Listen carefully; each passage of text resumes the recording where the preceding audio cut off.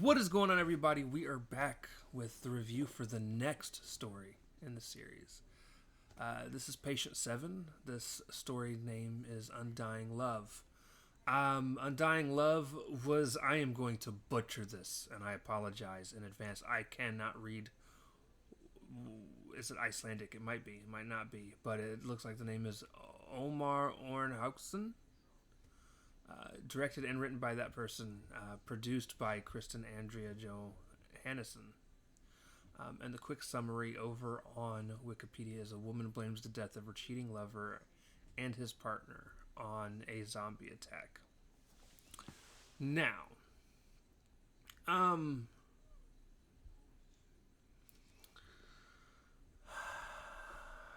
every damn time. The frame narrative that I still have not written down and set to the side yet. The frame narrative for this: Ironside is interviewing patient number 3, and she's being accused. She was accused of murdering her lover and her lover's adulteress. Adulteress, I believe, is the word I'm looking for. He was cheating on her, and she killed them both. And her story, her entire story, is to explain how a zombie killed the both of them. Now, the thing, though, is in this story, she is the zombie, and he's feeding her bodies. So, I don't know how the frame narrative actually fits into all this. With that specifically being said, though, as far as the story goes, the story is pretty interesting. It is not really a... There's not a whole lot of talking in it. There's like one guy left in this neighborhood who's going around scavenging, as you know people do in zombie flicks. And we start off against the first zombie, and they almost kind of lure you into a false sense of security with it not being a zombie that runs after the guy. The guy walks up to it slowly, smacks it with the baseball bat, takes him out. But then later, when he's looking through some stuff, he sees things running past him, so he goes to follow. And turns out there's this lady being chased by zombies that can actually run. Now, I want to come out and flat out tell everybody I am not a fan of running zombies.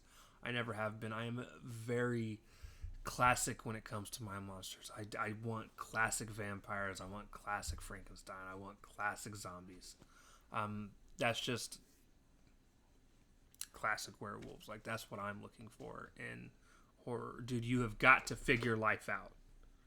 I love you. But you were all in my grill. Yeah.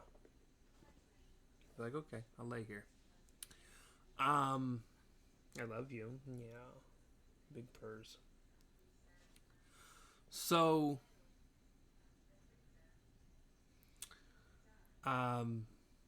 he goes and helps the lady, kills all the zombies, gets there like just in time. I swear it felt like she got bit, but she didn't. It just seemed like it came really close, and just took him forever to get there.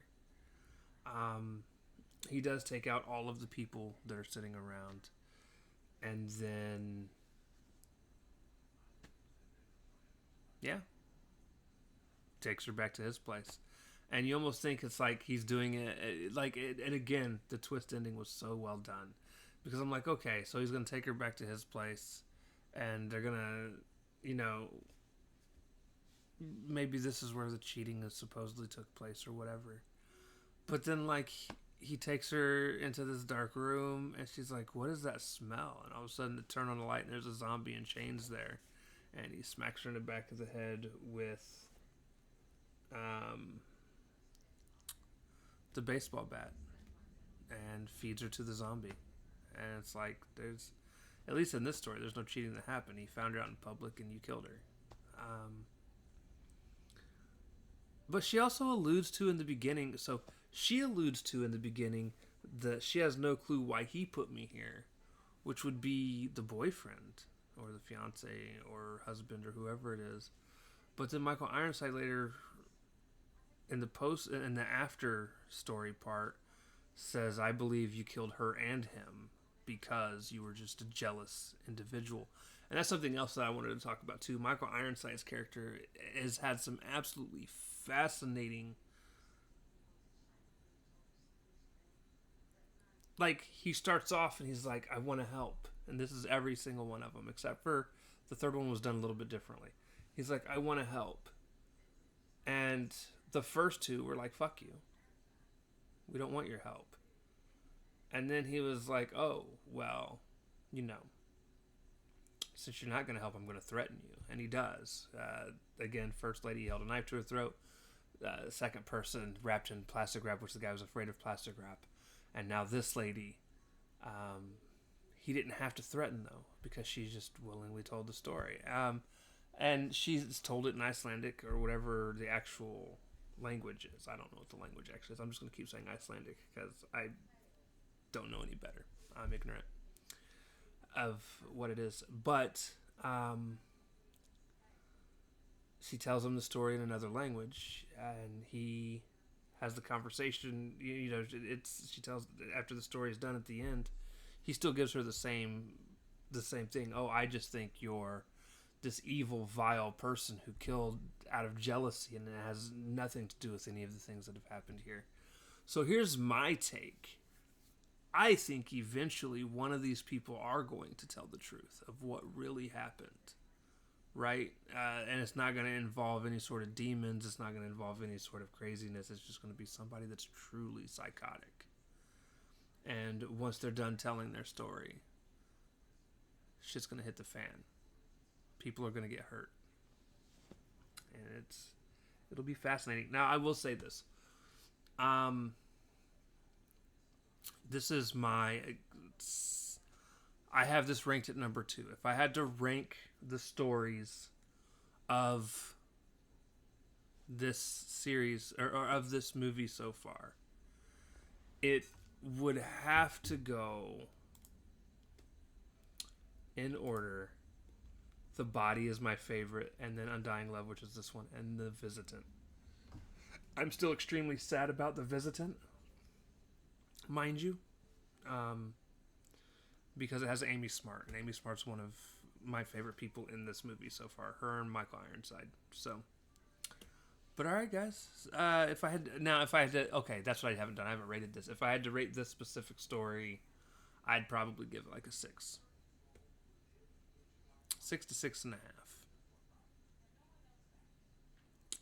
I don't remember what the other rankings were at this point. I could be all over the place. Be like, yeah, this is like, I have this set here, and then it's probably like, actually, I ranked it lower or higher. I don't know. I'm all over the place. It happens. All right, guys. So that covers this specific story from Patient 7. Next week we will continue more of Patient 7. If you've been following along, we cover Patient 7 one day, Goosebumps Season 1 the next. We go back and forth until this movie is over or Goosebumps the series is over. And then on Sundays, it's going to be something different. So every Sunday is going to be an actual different thing with a different story. And I'm excited about the Sunday one. It's a Korean movie that I'm actually going to have to rent or subscribe to a foreign website with subtitles to watch. It's Korean horror. So I'm there for that. I love me some foreign horror. Anyways, with that being said, guys, we love you all. We'll see you next time. Peace.